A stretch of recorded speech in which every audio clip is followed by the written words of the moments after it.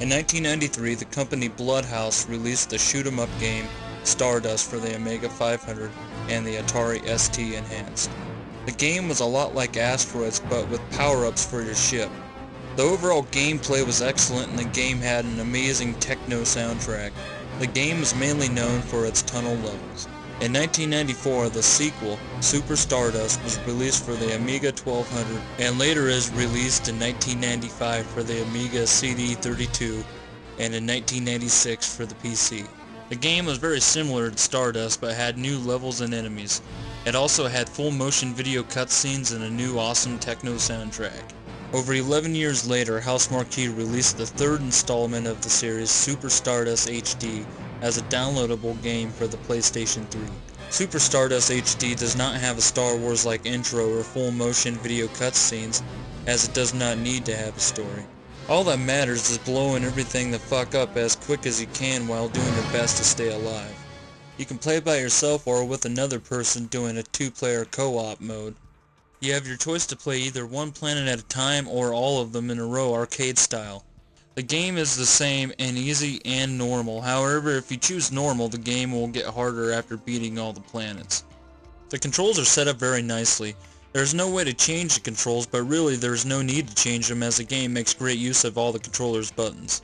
Since there is no instruction manual included, there is a very basic how-to before you start the game. You shoot the asteroids and little green chunks of what I like to call kryptonite flies out.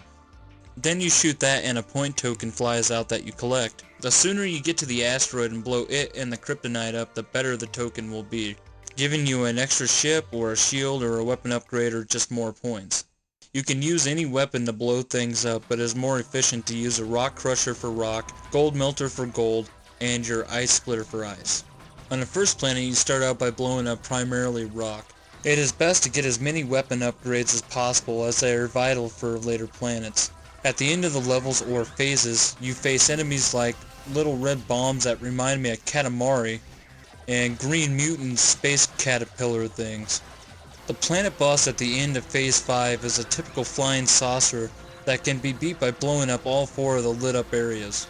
You only have so much time to blast in those areas before it stops and starts to spin while shooting out pink glowing orbs at you in every direction. As it is doing that, you can shoot it, but it will not cause any damage. So I usually just fly away from the pink orbs and shoot some remaining asteroids for more points.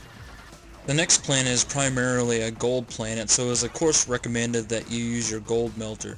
At the beginning of most levels, there is a part where you can get a huge chunk of kryptonite, and thus a large amount of point and other token upgrades by shooting all the asteroids that fall in a numeric order. The end of phase enemies include small flying saucers, the Katamari looking things, and mass amounts of little metal looking spheres.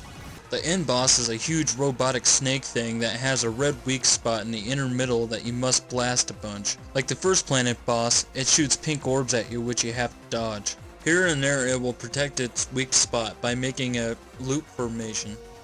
You can quickly fly into the center before it closes so you can keep blasting the weak spot so you can kill it faster, but you have to dodge shots in a very small space, or you can just stay on the outside and wait for it to open back up again.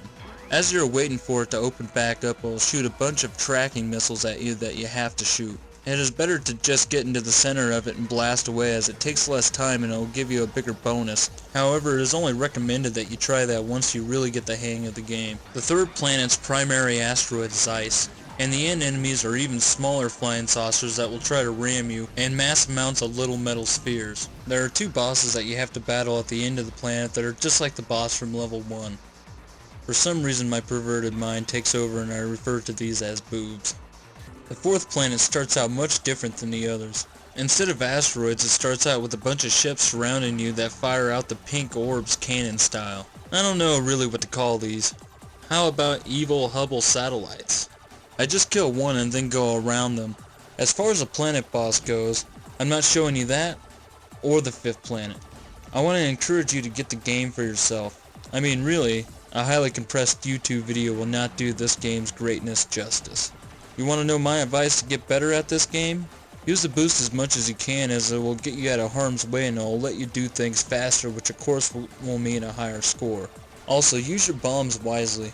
Better to use them when there's plenty of stuff on the screen to kill as it is just get out of getting hit by one random thing. Use your boost for situations like that.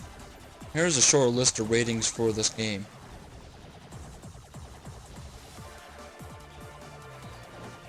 And now here's my rating. Alright, so this is a real easy game to rate. The graphics, I'm giving a 10. They are just astonishing. Totally mesmerizing. Totally get you into the game. Not recommended for epileptics. Sound also gets a 10. Its techno soundtrack is just great. It just totally gets you in the zone, totally gets you in the game. Amazing. The controls also get a 10. The overall gameplay gets a 9. It would have been a 10, however I thought the game was pretty short. So that gives it a total of 9.75. We're going to go ahead and bump that up to 9.8. A very awesome and excellent game.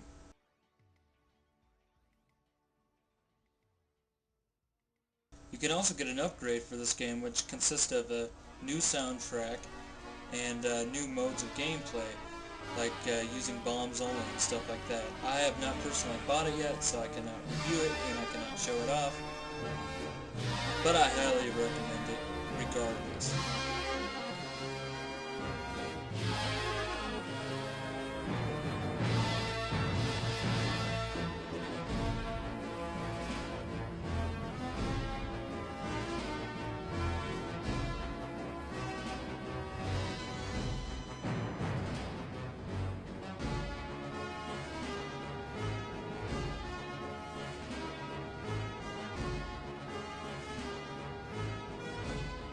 So until next time, everybody, stay sinister.